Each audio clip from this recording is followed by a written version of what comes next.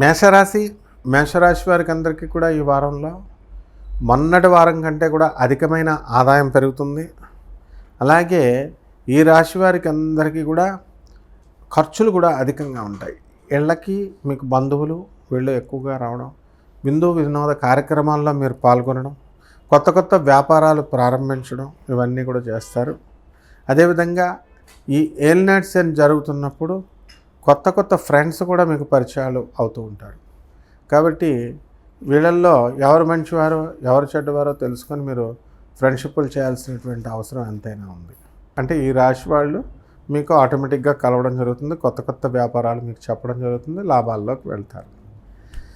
కాబట్టి ఈ రాశి వారికి అనారోగ్యాలు ఏముంటాయండి అని అంటే మోకాళ్ళ నొప్పులు, ఎముకల నొప్పులు ఇవి ఖచ్చితంగా వస్తాయి.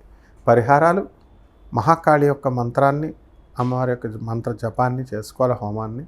అలాగే శని జపం చేసుకోవాలి, శని స్తోత్రాలు చదువుకోవాలి, రావి చెట్టుకి జమ్మి చెట్టుకి నీళ్లు పోసుకుంటూ ప్రదక్షిణాలు చేసుకుంటే సరిపోతుంది. శుభమస్తు.